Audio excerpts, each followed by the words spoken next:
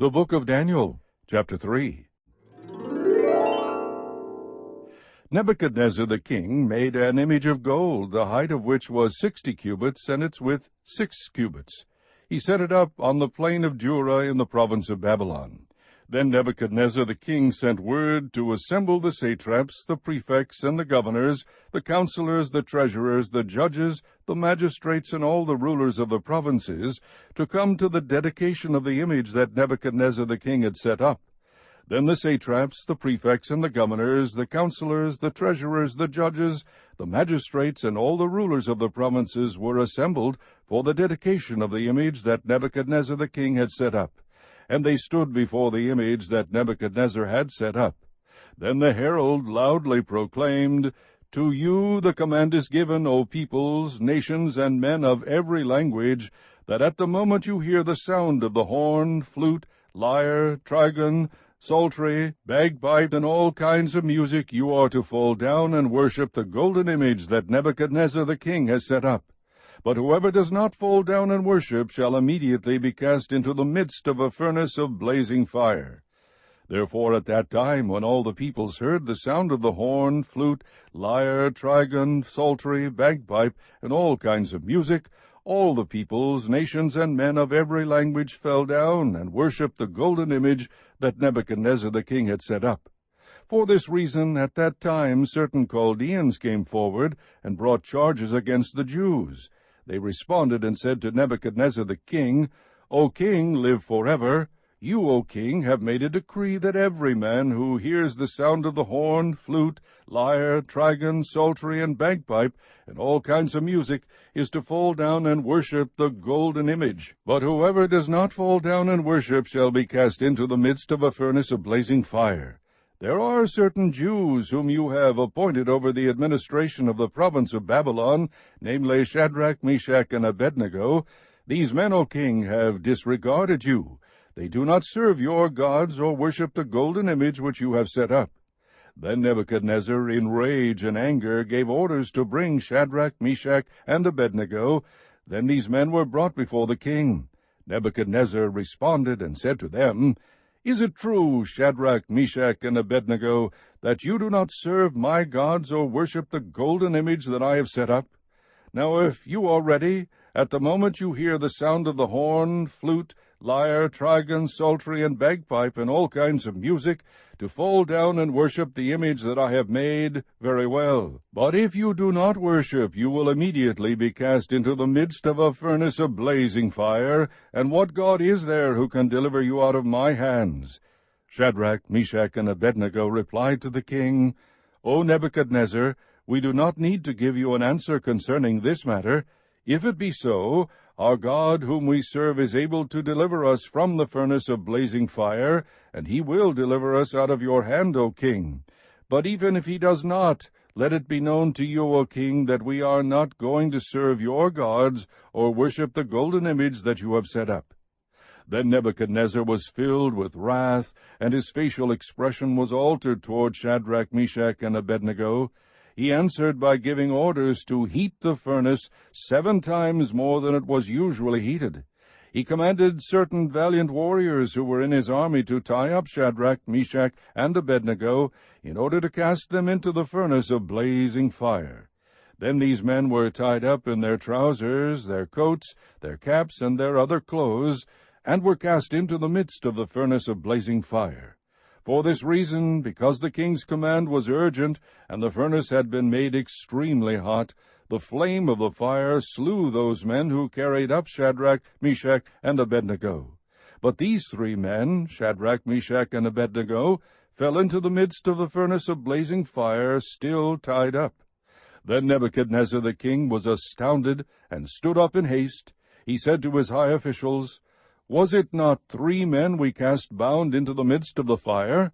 They replied to the king, "Certainly, O king." He said, "Look, I see 4 men loosed and walking about in the midst of the fire without harm, and the appearance of the 4th is like a son of the gods." Then Nebuchadnezzar came near to the door of the furnace of blazing fire. He responded and said, "Shadrach, Meshach, and Abednego, come out, you servants of the Most High God, and come here." Then Shadrach, Meshach, and Abednego came out of the midst of the fire. The satraps, the prefects, the governors, and the king's high officials gathered around, and saw in regard to these men that the fire had no effect on the bodies of these men, nor was the hair of their heads singed, nor were their trousers damaged, nor had the smell of fire even come upon them. Nebuchadnezzar responded and said, Blessed be the God of Shadrach, Meshach, and Abednego, who has sent his angel and delivered his servants who put their trust in him, violating the king's command, and yielded up their bodies so as not to serve or worship any god except their own God. Therefore I make a decree that any people, nation, or tongue that speaks anything offensive against the God of Shadrach, Meshach, and Abednego shall be torn limb from limb, and their houses reduced to a rubbish heap, inasmuch as there is no other God who is able to deliver in this way. Then the king caused Shadrach, Meshach, and Abednego to prosper in the province of Babylon. Chapter 4. Nebuchadnezzar, the king to all the peoples, nations, and men of every language that live in all the earth. May your peace abound. It has seemed good to me to declare the signs and wonders which the Most High God has done for me. How great are his signs, and how mighty are his wonders! His kingdom is an everlasting kingdom, and his dominion is from generation to generation. I, Nebuchadnezzar, was at ease in my house and flourishing in my palace. I saw a dream, and it made me fearful, and these fantasies as I lay on my bed, and the visions in my mind kept alarming me. So I gave orders to bring into my presence all the wise men of Babylon, that they might make known to me the interpretation of the dream. Then the magicians, the conjurers, the Chaldeans, and the diviners came in, and I related the dream to them, but they could not make its interpretation known to me. But finally Daniel came in before me, whose name is Belteshazzar, according to the name of my God, and in whom is a spirit of the holy gods. And I related the dream to him, saying, O Belteshazzar, chief of the magicians, since I know that a spirit of the holy gods is in you, and no mystery baffles you, tell me the visions of my dream which I have seen, along with its interpretation. Now these were the visions in my mind as I lay on my bed. I was looking, and behold, there was a tree in the midst of the earth, and its height was great. The tree grew large and became strong, and its height reached to the sky, and it was visible to the end of the whole earth. Its foliage was beautiful, and its fruit abundant, and in it was food for all. The beasts of the field found shade under it, and the birds of the sky dwelt in its branches, and all living creatures fed themselves from it. I was looking in the visions in my mind as I lay on my bed, and behold, an angelic watcher, a holy one, descended from heaven. He shouted out and spoke as follows, Chop down the tree and cut off its branches, strip off its foliage and scatter its fruit. Let the beasts flee from under it, and the birds from its branches. Yet leave the stump with its roots in the ground, but with a band of iron and bronze around it in the new grass of the field. And let him be drenched with the dew of heaven, and let him share with the beasts in the grass of the earth. Let his mind be changed from that of a man, and let a beast's mind be given to him, and let 7 periods of time pass over him. This sentence is by the decree of the angelic watchers, and the decision is a command of the holy ones, in order that the living may know that the Most High is ruler over the realm of mankind, and bestows it on whom he wishes, and sets over it the lowliest of men. This is the dream which I, King Nebuchadnezzar, have seen. Now you, Belteshazzar, tell me its interpretation, inasmuch as none of the wise men of my kingdom is able to make known to me the interpretation. But you are able, for a spirit of the holy gods is in you. Then Daniel, whose name is Belteshazzar, was appalled for a while as his thoughts alarmed him. The king responded and said, Belteshazzar, do not let the dream or its interpretation alarm you. Belteshazzar replied, My lord, if only the dream applied to those who hate you, and its interpretation to your adversaries.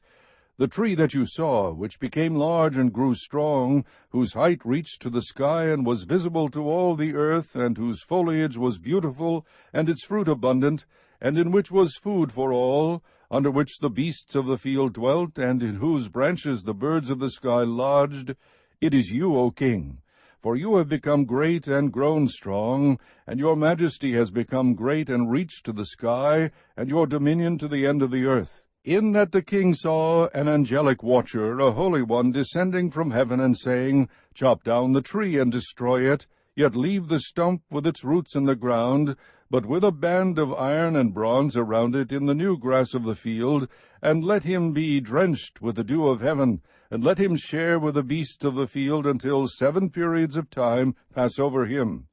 This is the interpretation, O king, and this is the decree of the Most High, which has come upon my lord the king, that you be driven away from mankind, and your dwelling place be with the beasts of the field, and you be given grass to eat like cattle, and be drenched with the dew of heaven.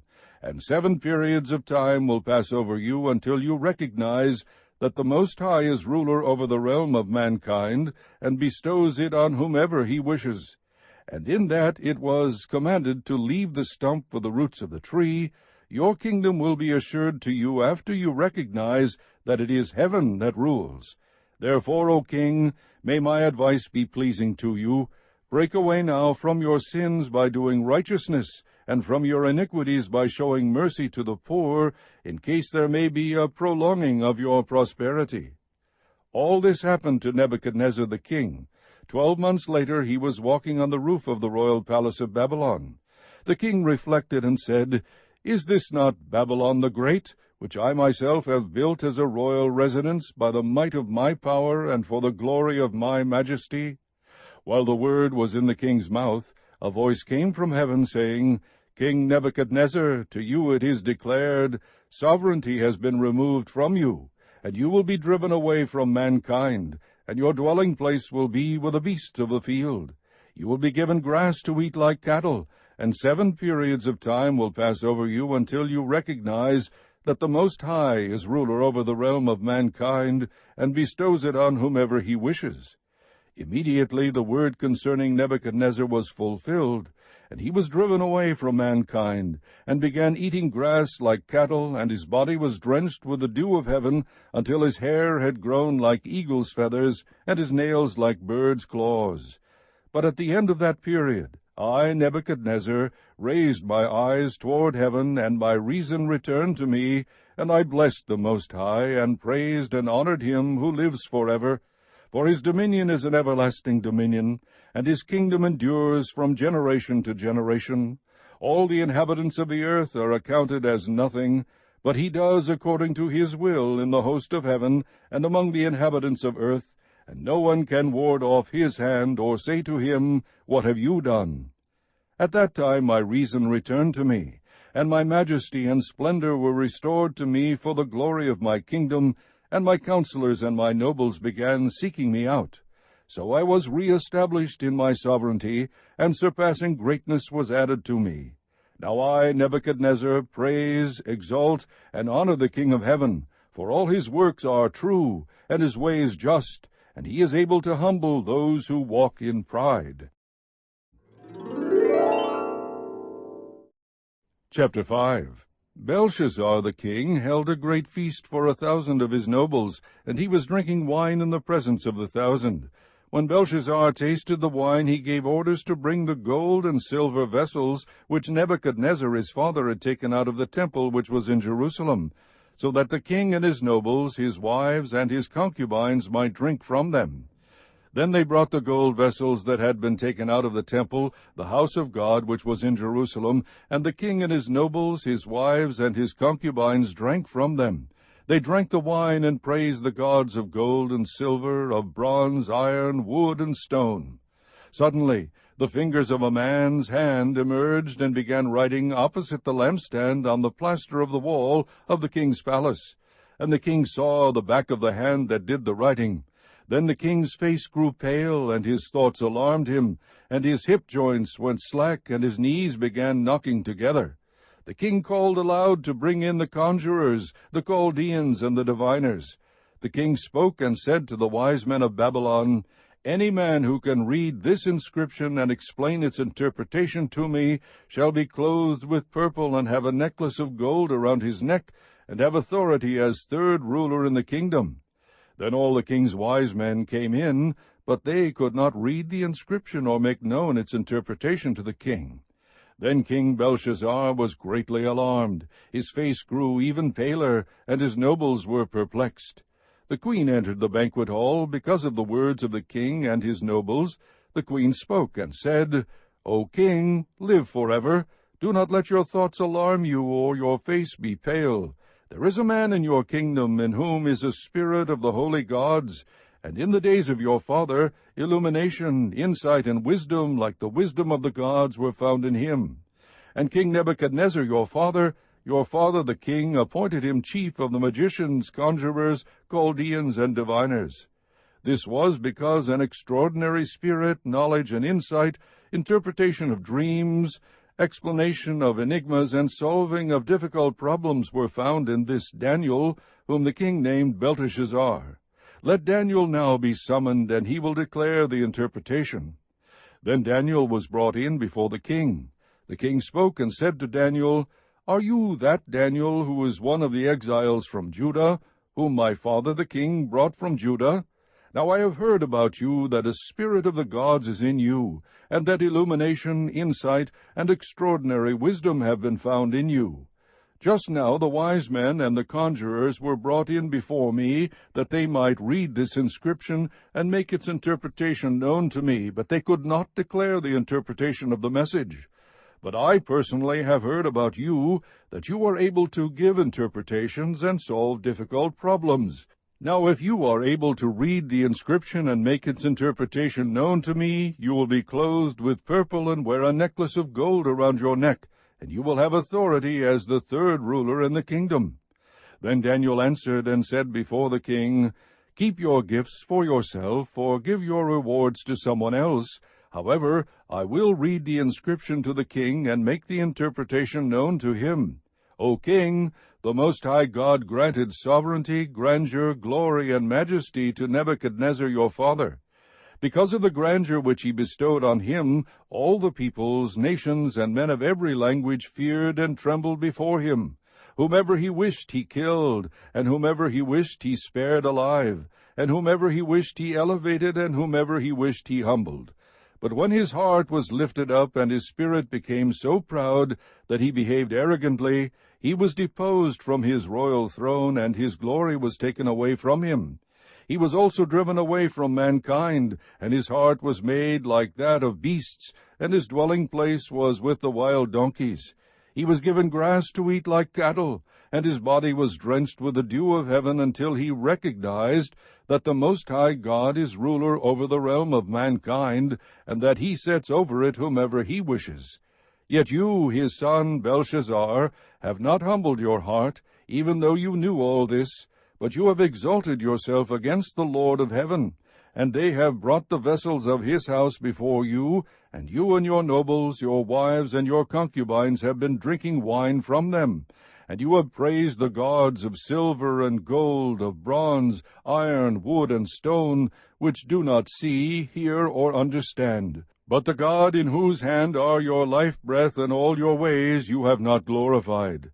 Then the hand was sent from him, and this inscription was written out.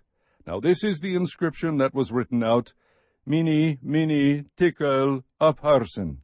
This is the interpretation of the message. Mene, God has numbered your kingdom and put an end to it. Tekel, you have been weighed in the scales and found deficient. Peres, your kingdom has been divided and given over to the Medes and Persians. Then Belshazzar gave orders, and they clothed Daniel with purple, and put a necklace of gold around his neck, and issued a proclamation concerning him, that he now had authority as the third ruler in the kingdom. That same night Belshazzar the Chaldean king was slain. So Darius the Mede received the kingdom at about the age of 62.